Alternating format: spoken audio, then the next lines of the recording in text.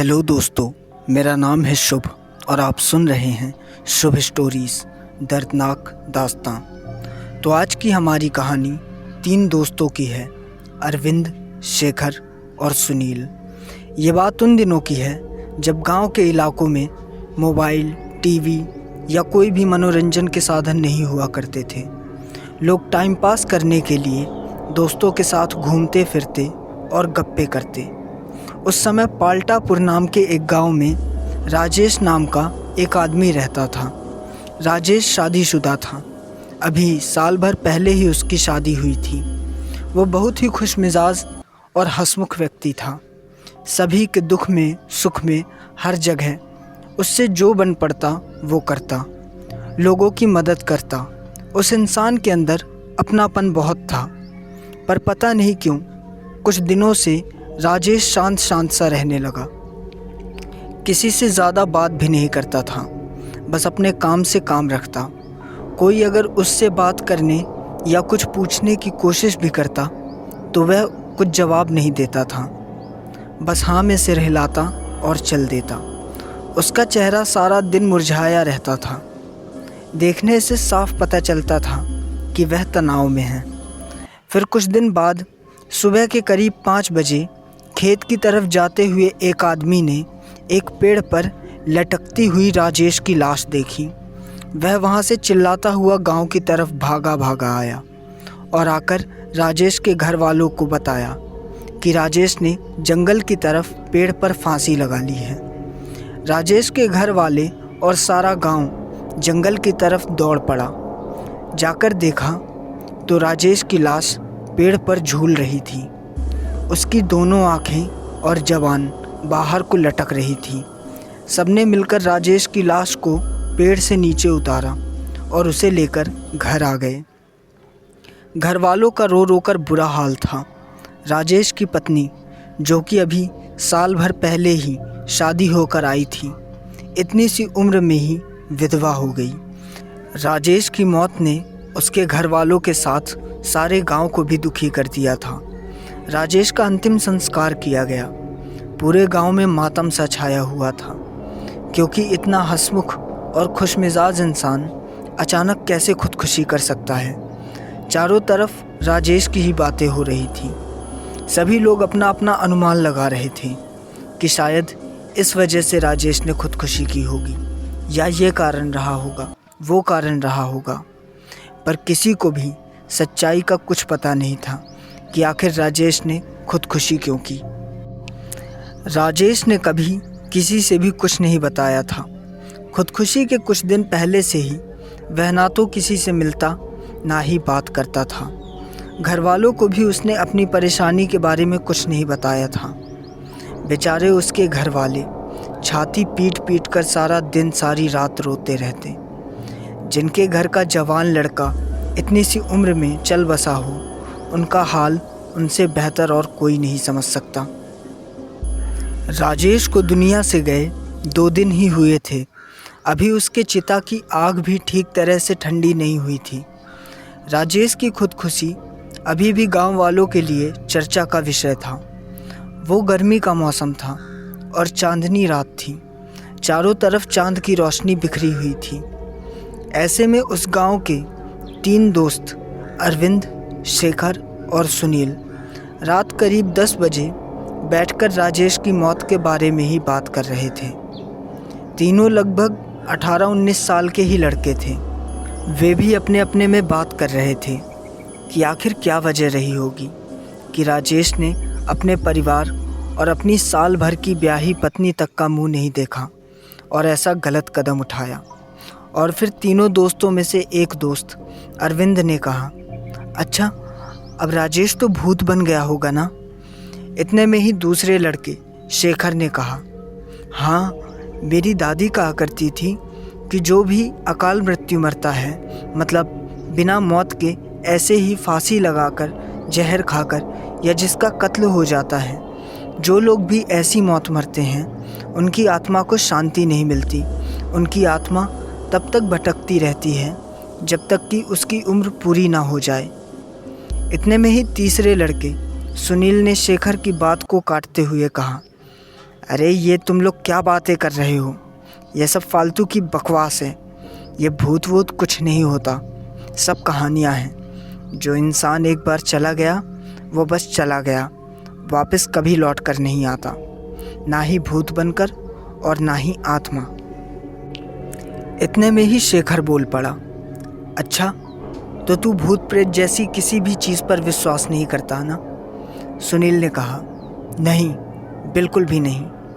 तो शेखर ने कहा, ठीक है, अच्छा अगर तू ये सब नहीं मानता तो तुझे ये साबित करके दिखाना पड़ेगा। सुनील ने कहा, ठीक है, मैं साबित करके दिखा दूंगा, पर कैसे? अरविंद भी शेखर से पूछा, हाँ शेखर, ये कैसे साबित करेगा?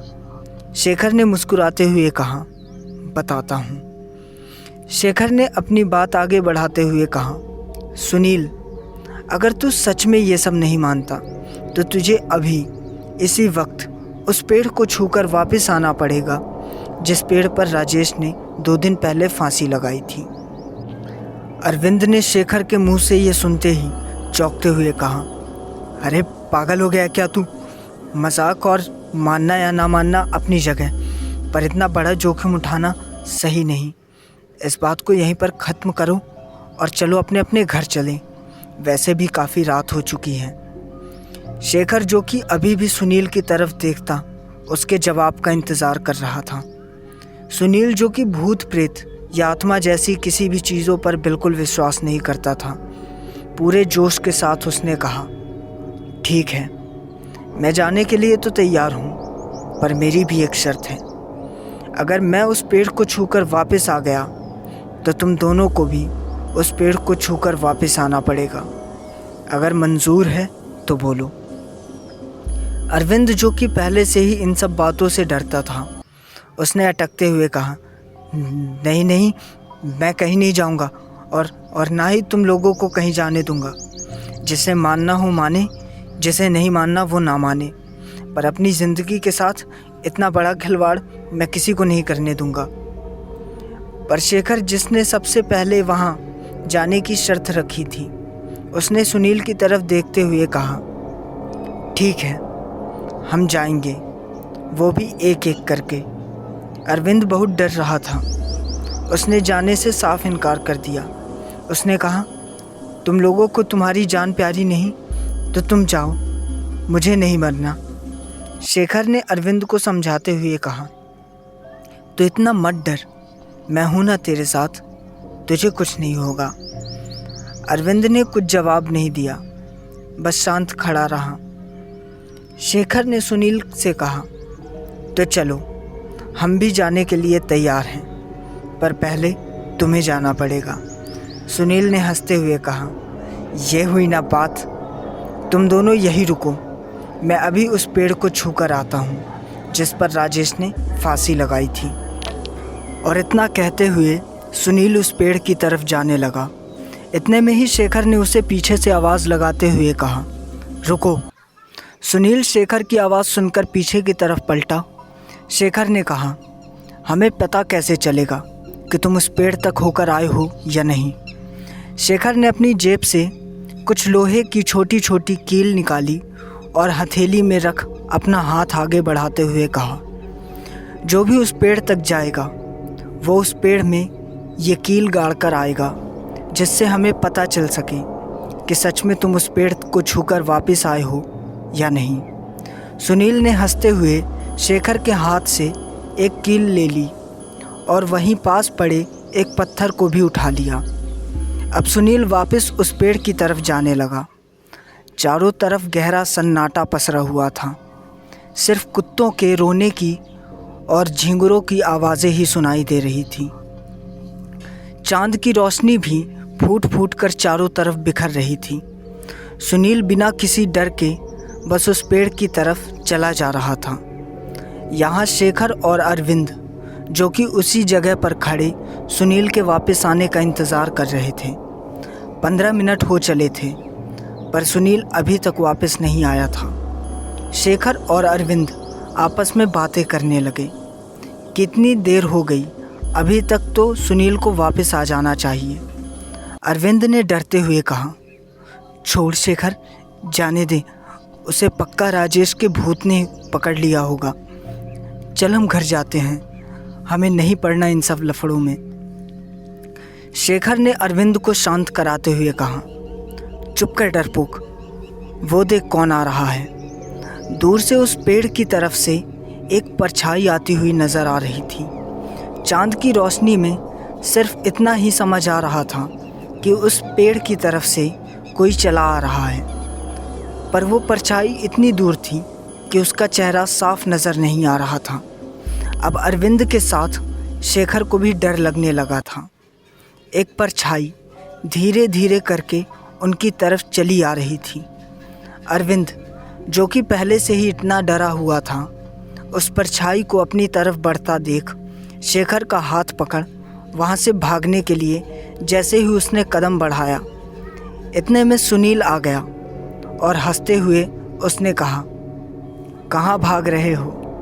मैं तो उस पेड़ पर कील गाड़कर वापस आ गया, अब तुम लोगों की बारी। शेखर ने थोड़ा गला साफ करते हुए कहा, अरे हम भाग नहीं रहे थे, हम तो यहीं खड़े हैं। दरअसल वो जो परछाई शेखर और अरविंद ने देखी थी, वो सुनील की ही परछाई थी, जो कि दूर से साफ समझ में नहीं आ रही थी। सुनील ने कहा, अब तेरी बारी शेखर।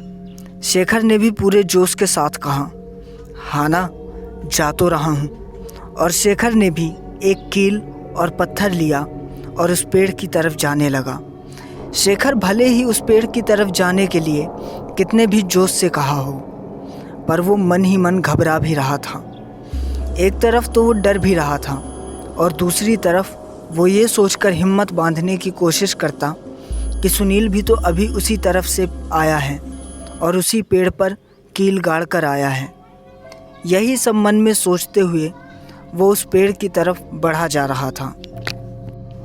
यहाँ सुनील अरविंद को डरते हुए देख हंस हंस कर उसकी खिंचाई कर रहा था। सुनील अरविंद का मजाक उड़ाते हुए कह रहा था, बस अब शेखर भी आता ही होगा और उसके बाद तेरी बारी। अरविंद के चेहरे पर डर और गुस्से के भाव साफ झलक रहे थे। इतने में ही शेखर भी वापस आ गया और आकर कहने लगा, अरविंद, अब तेरी बारी, ये ले कील और पत्थर और जाकर उसी पेड़ में गाड़ा जहाँ राजेश ने फांसी लगाई थी।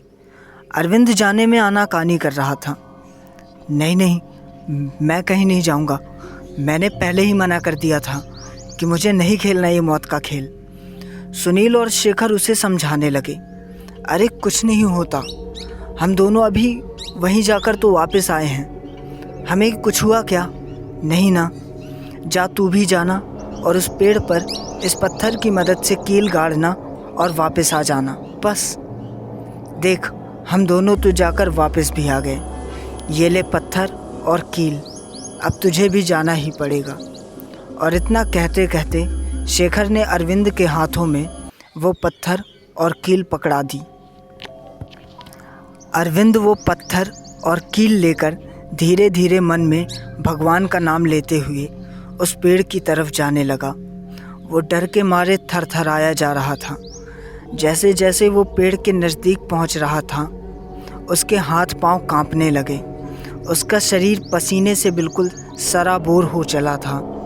डरते हुए वो किसी भी तरह पेड़ तक जा पहुंचा और अपने माथे का पसीना पोंछते हुए, भगवान का नाम लेते हुए, कपकपाते हाथों से उस कील को उस पेड़ पर ठोकने लगा जिस पर राजेश ने फांसी लगाई थी।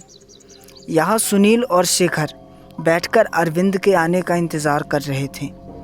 काफ़ी समय हो गया था, पर अरविंद अभी तक वापस नहीं आया था। अब सुनील और शेखर मन ही मन घबरा रहे थे कि अरविंद ठीक तो होगा ना। धीरे धीरे कर रात गहरी हो चली थी। समय बीतता गया। अरविंद को गए लगभग 1.5 घंटे हो चले थे, पर अरविंद का अभी तक आना नहीं हुआ था। तो सुनील और शेखर ने अरविंद को खुद ही लेने जाने का फ़ैसला किया। वो जैसे ही अरविंद को लेने जाने के लिए खड़े हुए, इतने में ही अरविंद खुद ही चला आया। सुनील और शेखर ने उससे पूछा, अरे कहाँ रह गया था तू? इतनी देर क्यों लगा दी? और तुझे इतना पसीना क्यों आ रहा है? अरविंद ने दोनों की तरफ देखकर आंखों में आंसू लिए कराहती हुई आवाज़ में सिर्फ इतना कहा, तुम दोनों ने ये सही नहीं किया। और इतना कहकर अरविंद वहीं बेहोश होकर गिर पड़ा। सुनील और शेखर एक दूसरे को देखकर हक्के बक्के रह गए। उन्हें कुछ समझ नहीं आ रहा था कि आखिर ये क्या हो गया है। उन्होंने अरविंद को हिला डुला कर देखा, पर अरविंद ज़रा सी भी कोई प्रक्रिया नहीं कर रहा था। सुनील ने उसके सीने पर हाथ रख उसकी धड़कन जांची तो अरविंद का दिल ज़ोर ज़ोर से धड़क रहा था। वो पूरी तरह से पसीने में तरबतर था। इतने में ही शेखर पानी ले आया। सुनील अरविंद के चेहरे पर पानी के छींटे मार उसे होश में लाने की कोशिश करने लगा। कुछ देर बाद अरविंद ने धीरे धीरे अपनी आंखें खोली। उसे आंखें खोलता देख सुनील और शेखर की जान में जान आई। शेखर अरविंद से पूछे जा रहा था कि क्या हुआ तुझे, तू ऐसा क्यों कर रहा है? पर अरविंद कुछ जवाब नहीं दे रहा था, बस एकटक सुनील और शेखर की तरफ निहारे जा रहा था। सुनील और शेखर भी एक दूसरे की तरफ देखकर डर के मारे कँपकँपाए जा रहे थे। अरविंद की हालत फिर से बिगड़ने लगी। उसकी आंखें अब फिर से धीरे धीरे कर बंद होने लगी थी।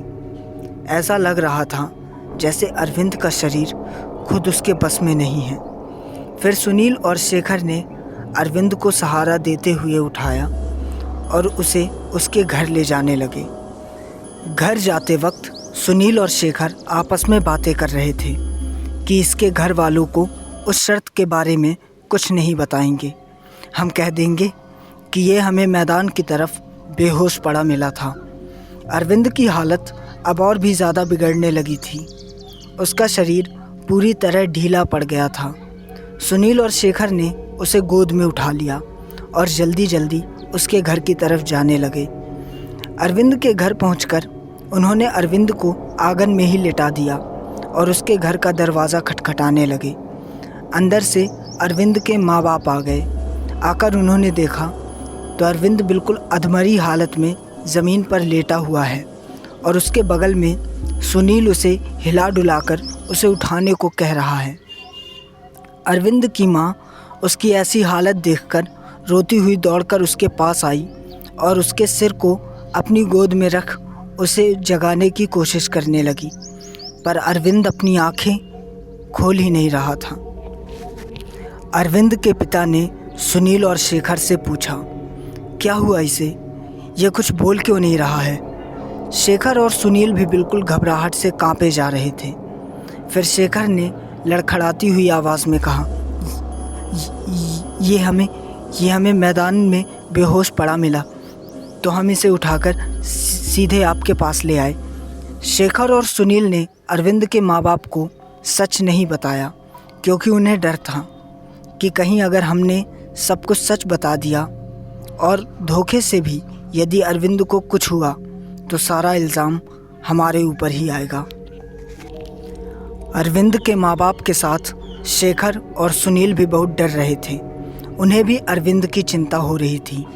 रात काफ़ी हो चुकी थी, तो ऐसे में इतनी रात गए कोई डॉक्टर भी नहीं मिलता और अरविंद की हालत देख साफ समझ आ रहा था कि इसकी ऐसी हालत के पीछे दूसरी दुनिया के लोगों जैसे आत्माएं, भूत या पिशाच का हाथ है। क्योंकि अरविंद कुछ देर के लिए होश में आता और फिर बेहोश हो जाता। वो जब भी होश में आता तो कुछ बड़बड़ाता और फिर एकदम से चुप हो जाता। पास में ही एक ओझा रहता था जो कि झाड़ फूंक करता था। बिना देरी किए अरविंद के माँ बाप और सुनील और शेखर अरविंद को उठाकर उस ओझा के पास गए। गर्मी का मौसम था, तो वो ओझा अपने घर के बाहर आंगन में चारपाई डालकर सो रहा था। अरविंद का पिता दौड़ता हुआ उस ओझा के पास गया और उसे जगाते हुए कहने लगा, बाबा मेरे बच्चे को बचा लो बाबा, मेरा बच्चा आंखें नहीं खोल रहा बाबा। अरविंद की माँ का रो रो कर बुरा हाल था। ओझा उठा और पूछने लगा, क्या हुआ? तो सुनील ने ओझा को बताया कि ये हमें मैदान पर बेहोश पड़ा मिला, इससे ज़्यादा हम कुछ नहीं जानते। ओझा ने अरविंद के सिर पर हाथ फेरते हुए कहा, इसे भीतर ले आओ। सुनील और शेखर अरविंद को उठाकर ओझा के घर के अंदर ले गए। पीछे पीछे अरविंद के माँ बाप भी रोते हुए चले गए। ओझा चूल्हे से राख ले आया और अरविंद को झाड़ने लगा। कुछ देर बाद अरविंद होश में आ गया, पर होश में आने के बाद भी वह शांत नहीं था। पता नहीं क्या बड़बड़ाए जा रहा था। कुछ समझ नहीं आ रहा था कि वो कहना क्या चाह रहा है। एकदम से वो ज़ोर ज़ोर से चीखने लगा, अपने हाथ पैर पटकने लगा, बिल्कुल छटपटाया जा रहा था। जब वो चीखता या कुछ बड़बड़ाता तो उसके अंदर से दो आवाज़ें निकलती। ऐसा लगता जैसे उसके शरीर में किसी और का भी कब्जा है। ओझा अरविंद के बाल को अपनी एक उंगली में लपेटकर खींचते हुए उससे पूछने लगा, कौन हो तुम? तुम इस बच्चे की जान के पीछे क्यों पड़े हो? छोड़ दो इसे छोड़ दो।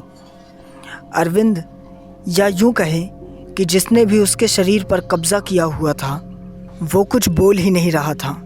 ओझा अपनी उंगली में लपेटे अरविंद के बाल को जैसे ही खींचता, अरविंद एकदम से तड़प उठता, अपनी आंखें और जबान बाहर निकालने लगता।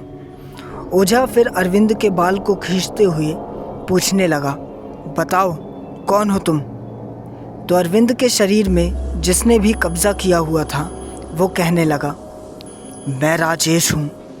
अरविंद के मुंह से इतना सुनते ही वहाँ पर खड़े सभी लोगों के पैरों तले ज़मीन खिसक गई। ओझा ने आगे पूछा, तुमने क्यों इस बच्चे के शरीर में प्रवेश किया? तो उसने कहा कि मैं इसके पास नहीं गया था, ये खुद ही मेरे पास आया और इसने खुद ही अपना शरीर मेरे हवाले किया है। ओझा ने कहा, जो भी हुआ उसे भूल जाओ और इस बच्चे के शरीर को छोड़ दो। वो एक भयानक हंसी हंसता हुआ कहने लगा, हा हा हा हा हा हा, नहीं, इसने मेरा साथ देने का वादा किया है। इसने खुद से ही मुझे अपने शरीर में बुलाया है। अब जब तक मैं अपने मकसद में कामयाब नहीं हो जाता, मैं इसका शरीर नहीं छोड़ सकता। ओझा ने ज़ोर से अरविंद का बाल खींचा। अरविंद बिल्कुल तड़प उठा और अपनी आंखें बाहर निकालने लगा। ओझा ने कहा, इस बच्चे के शरीर को छोड़ते हो या फिर तुम्हें मैं अपने कब्ज़े में कर लूँ? राजेश, जो कि अरविंद के शरीर पर सवार था, कहने लगा, ये तुम ठीक नहीं कर रहे हो, ये तुम बिल्कुल ठीक नहीं कर रहे हो। और इतना कहते ही अरविंद एकदम से बेहोश हो गया। फिर ओझा अरविंद के हाथ में एक ताबीज़ बांधते हुए कहने लगा, वो इसके शरीर से जा चुका है, अब वो दोबारा इसको कोई नुकसान नहीं पहुंचा पाएगा। इसलिए मैं ये ताबीज़ इसकी बाजू पर बांध रहा हूँ। ध्यान रहे कि ये ताबीज़ इसके शरीर से अलग होनी नहीं चाहिए, वरना वो आत्मा दोबारा इस पर हावी हो सकती है। यह अभी सो रहा है, सुबह तक सब ठीक हो जाएगा। और अरविंद के माथे पर राख लगाते हुए ओझा ने कहा, अब इसे ले जाओ, ये बिल्कुल ठीक है। सुनील और शेखर अरविंद को उठाकर उसके माँ बाप के साथ उसे घर लेकर आ गए और फिर सुनील और शेखर भी अपने अपने घर वापस चले गए। अगले दिन जब अरविंद को होश आया तो उसने अपनी माँ को आवाज़ लगाते हुए कहा, माँ, मेरा सिर दर्द से बिल्कुल फटा जा रहा है। अरविंद की माँ दौड़कर उसके पास गई और अरविंद को सीने से लगाकर चूमने लगी। फिर कुछ लेप लाकर अरविंद के माथे पर लगाया। बीती रात के बारे में अरविंद ने अपनी माँ से पूछा कि मैं कल घर कैसे आया माँ? तो माँ ने जवाब दिया कि तेरे दोनों दोस्त सुनील और शेखर तुझे गोद में लेकर घर आए थे। उन्होंने बताया कि तू उन्हें मैदान पर बेहोश पड़ा मिला था। तेरे सिर पर वो राजेश सवार था, वही जिसने 2 दिन पहले फांसी लगाकर आत्महत्या कर ली थी। फिर रात को ही हम तुझे ओझा के पास लेकर गए। ओझा ने झाड़ फूंक किया और तेरे बाजू पर यह ताबीज़ भी बांधी। उसने कहा है कि इस ताबीज़ को उतारना मत। जब तक ये ताबीज़ तुम्हारे शरीर में से बंधा हुआ है, कोई भी बुरी शक्तियाँ तुम्हारा कुछ नहीं बिगाड़ सकती। और इतना कहकर अरविंद की माँ ने अरविंद से कहा, अच्छा अब तू आराम कर, मैं तेरे लिए कुछ खाने के लिए लाती हूँ। थोड़ी देर बाद सुनील और शेखर भी अरविंद से मिलने आ गए। वो दोनों भी कुछ देर अरविंद के पास बैठे रहे और फिर उसे ठीक ठाक हालत में देख चले गए। ऐसे ही धीरे धीरे करके हफ्ता बीत गया। अब अरविंद भी घर से बिल्कुल नहीं निकलता था और सारा दिन अपने कमरे में ही पड़ा रहता। ना तो किसी से मिलता, ना ही बातें करता, बस अपने कमरे में ही बैठा किसी सोच में डूबा रहता था। उसके माँ बाप को भी उसकी चिंता होने लगी। उन्होंने अरविंद से पूछा कि बेटा, तुम्हें कोई परेशानी तो नहीं है? सब ठीक है ना? अरविंद कहता, नहीं, कुछ नहीं, मैं ठीक हूँ। ऐसे होते करते 2-4 दिन और बीत गए। फिर एक दिन सुबह तकरीबन 5 बजे अरविंद उठा और घर से बाहर चला गया। आज राजेश की 13वीं भी थी। राजेश को मरे 13 दिन पूरे हो चुके थे। सुबह के करीब 9 बज रहे थे। अरविंद बड़े दिनों बाद आज अपने दोस्तों से मिलने गया, सुनील और शेखर से, और जाकर उनके पास बैठ गप्पे करने लगा। इतने में ही खबर आई कि पास के गांव में 2 भाई श्रीधर और बलवंत दोनों अचानक खून की उल्टियां करते हुए तड़प तड़प कर मर गए। श्रीधर और बलवंत दोनों भाई बड़े नामी व्यक्ति थे। आसपास के गांव में उनकी बहुत इज्जत थी। वे दोनों व्यापारी थे। उनका कारोबार शहर तक फैला हुआ था। उनकी मौत की खबर सुन गांव वाले उन्हें देखने जाने लगे। सुनील और शेखर भी उन्हें देखने गांव के लोगों के साथ जाने लगे, पर अरविंद नहीं जा रहा था।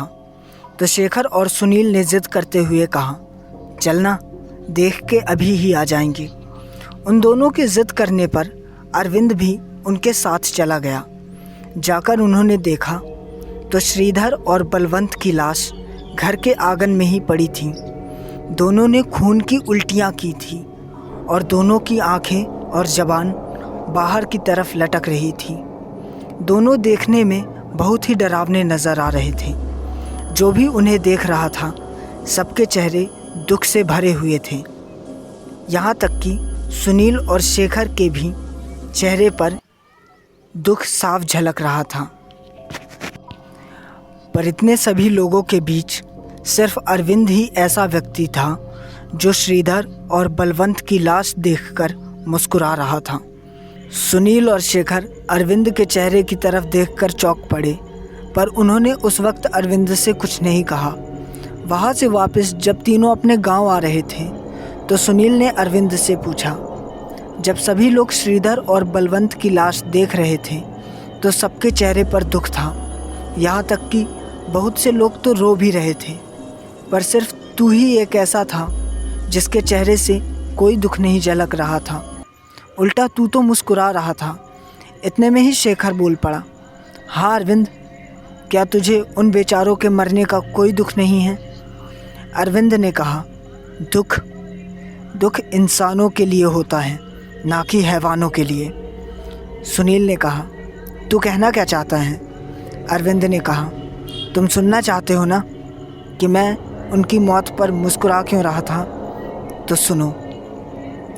उस रात जब मैं उस पेड़ पर कील गाड़ने जा रहा था जिस पर राजेश ने फांसी लगाई थी, तो मैं बहुत डर रहा था। मेरे हाथ पांव कँपाए जा रहे थे। मैं मन में भगवान का नाम रटता हुआ उस पेड़ की तरफ बढ़ा जा रहा था। फिर वहाँ उस पेड़ तक पहुँचकर मैं वो कील जैसे ही पेड़ पर ठोकने लगा, मुझे उसी पेड़ पर राजेश की लटकती हुई लाश साफ नज़र आने लगी। राजेश फांसी पर झूल रहा था। उसकी आंखें बाहर को निकली हुई थी। वो नज़ारा देखकर मैं ज़ोर से चीख उठा और चिल्लाता हुआ वहाँ से भागने लगा। कुछ देर बाद मुझे समझ आया कि मैं एक ही जगह पर दौड़ रहा हूँ। मेरे कदम आगे नहीं बढ़ रहे थे, मैं वहीं पर दौड़ रहा था। इतने में ही राजेश की पेड़ से लटकती हुई लाश अचानक मेरे सामने आकर खड़ी हो गई। मैं उसके सामने रोने गिड़गिड़ाने लगा, उसके पैर पकड़कर उससे माफ़ी मांगने लगा। मैंने कहा, आज के बाद दोबारा यहाँ फिर कभी नहीं आऊँगा। मुझे छोड़ दो, मुझे जाने दो। राजेश की आत्मा ने मुझे चुप कराते हुए कहा, मैं तुम्हें कोई नुकसान नहीं पहुँचाऊँगा, पर मुझे तुम्हारी मदद की ज़रूरत है। मेरी बस एक छोटी सी मदद कर दो और फिर मैं तुम्हें आज़ाद कर दूँगा। मैंने उससे पूछा, कैसी मदद? और मैं तुम्हारी क्या मदद कर सकता हूँ?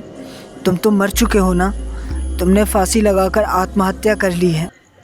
इतने में ही राजेश ने अपनी बाहर निकली हुई आँखों से मेरी तरफ देखते हुए कहा, नहीं, मैंने आत्महत्या नहीं की, मुझे मारकर लटका दिया गया है। मैंने उससे पूछा, किसने मारा तुम्हें और क्यों?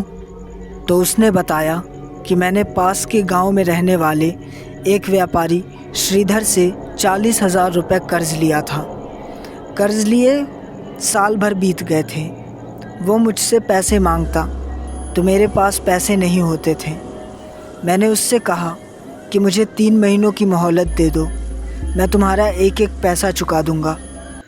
पर उसने कहा, नहीं, 3 महीने नहीं, अगर 1 महीने के अंदर तुमने मेरा कर्ज़ा नहीं लौटाया तो देख लेना, अच्छा नहीं होगा। धीरे धीरे करके 1 महीना बीत गया, पर मेरे पास उसका कर्ज चुकाने के पैसे नहीं थे। मैं एक दिन रात को अपने खेत से लगभग 9 बजे के करीब अपने घर जा रहा था, तो रास्ते में श्रीधर और उसका भाई बलवंत मुझे रोककर पैसे मांगने लगा।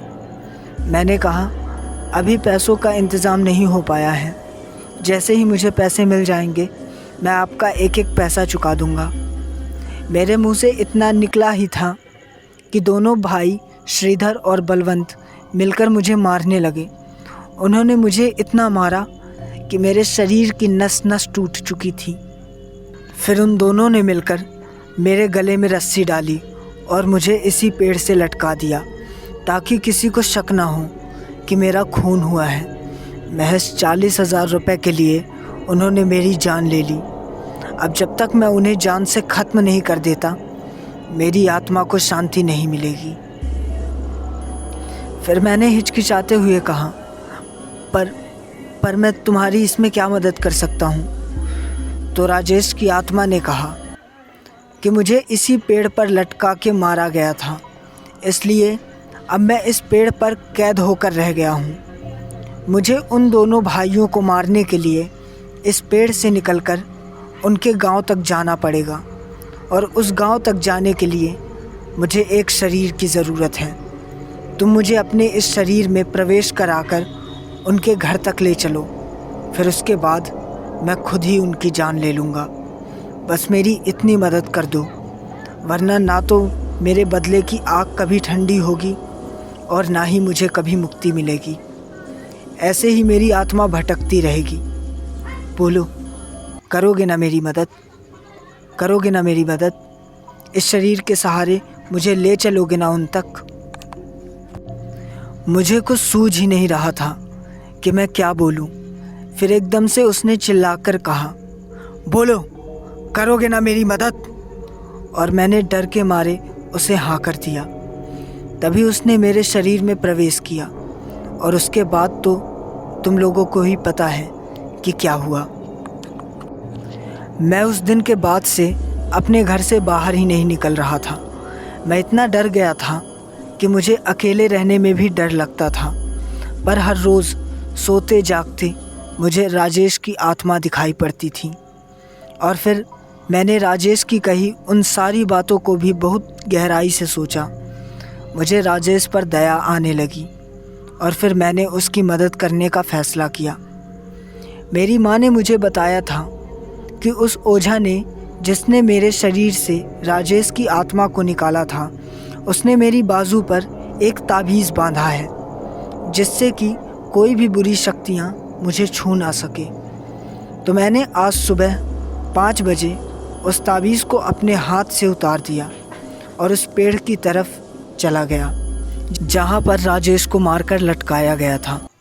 मैं अंदर ही अंदर बहुत डर रहा था, पर एक बात थी जो कि मुझे समझ आ गई थी कि राजेश बुरा नहीं है। अगर उसे मुझे मारना ही होता तो उसी दिन मार देता जब मैं कील गाड़ने उस पेड़ के पास गया था। मुझे ये समझ आया कि उसे सच में मेरी ज़रूरत है, इसलिए मैं उस पेड़ की तरफ राजेश की मदद करने चला गया और जाकर मैंने कहा, मैं आ गया हूँ, तुम्हें जो भी मदद चाहिए मुझसे ले लो। और फिर इतने में ही राजेश की आत्मा ने मेरे शरीर में प्रवेश कर लिया। उसके बाद मुझे याद नहीं कि कैसे मैं दूसरे गांव पहुंच गया। दूसरे गांव पहुंचकर मैंने देखा कि श्रीधर और बलवंत दोनों अपने घर के आंगन में किसी सिरकटे मुर्गे की तरह छटपटा रहे हैं। उन्हें खून की उल्टियां हो रही थी और फिर जब वे दोनों आखिरी सांसें ले रहे थे तो उनकी आंखें और ज़बान उसी तरह बाहर निकल आई थी जैसे राजेश की। उन दोनों के मरने के बाद ही मैं अपने गांव वापस आया और आते ही तुम लोग मिल गए। अरविंद की बातें सुनकर सुनील और शेखर बिल्कुल बुत की तरह बनकर खड़े रहे।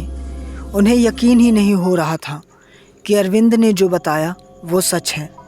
अरविंद ने कहा, पर शुरू से आखिरी तक मुझे बस एक बात समझ में नहीं आई कि आखिर राजेश की आत्मा ने इस काम के लिए मुझे ही क्यों चुना, जबकि मैं तो इतना डरपोक हूँ। उस रात तुम दोनों भी तो उस पेड़ पर कील गाड़ने गए थे, तो तुम्हें क्यों कुछ नहीं हुआ? सुनील और शेखर ने नज़रें नीचे करते हुए कहा, दरअसल हमने तुमसे मजाक किया था। हम कभी उस पेड़ तक गए ही नहीं, बल्कि आधी दूर जाकर ही वापस लौट आते थे। तो दोस्तों, कैसी लगी आपको हमारी आज की ये कहानी? उम्मीद है आपको पसंद आई होगी। अगर आपको कहानी अच्छी लगी तो प्लीज़ कमेंट करके ज़रूर बताइएगा, और ऐसे ही और भी हॉरर और सस्पेंस से भरी कहानियाँ सुनने के लिए हमारे चैनल शुभ स्टोरीज़ को ज़रूर सब्सक्राइब करें। धन्यवाद। मिलते हैं कल फिर एक नई और दिल दहला देने वाली कहानी के साथ। तब तक के लिए शुभ रात्रि।